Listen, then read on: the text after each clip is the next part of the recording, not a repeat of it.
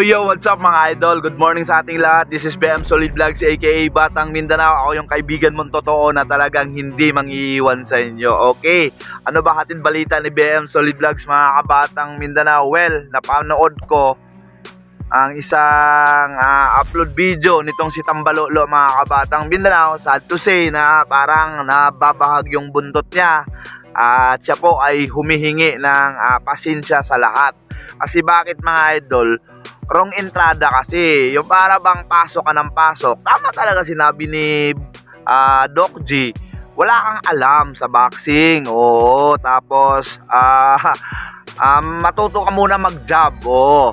And then, 'di ba, pumasok siya. Akala niya yung sinabi na puting itlog si Sean Gibbons na yon. And then ngayon, si Sunny Edward pala yung parang tinatawag na puting itlog kasi parang 'di ba, pag sinabing puting itlog, akala siguro niya common sense, automatic, parang trademark na yun ni Sean Gibbons. Tapos ngayon papus-pus pa siya ng ganyan na para bang nagpapano ba, o sa Bisaya pa nagpalaban ba sa mga tao nga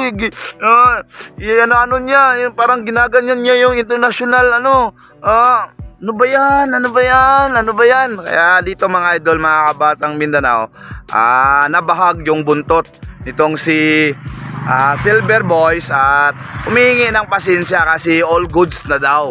Oo, yung Omega trainer na si Doc G at saka itong si puting itlog. Puting itlog si Sean Gibbons mga kabatang Mindanao. Nag-contact na nga sila.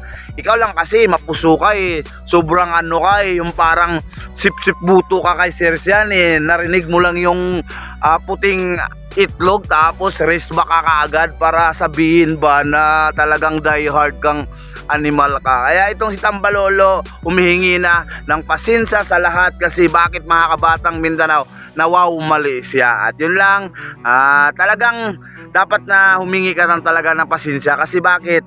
Kung hindi ka hihingi ng pasensya, hindi ka naman uubra. Oo, kay Doc G. Doc G lang yung malakas. Oo, sa Omega Trainer Boxing dyan.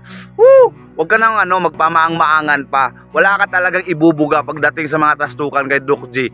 Promise. Kaya buti na lang, humingi ka ng pasensya. Yun lang mga idol, mga kabatang Mindanao. This is BM Solid Vlogs aka Batang Mindanao. Ulitin ko, ako yung kaibigan mo totoo na talagang hindi ka iiwan sa oras ng iyong kagipitan.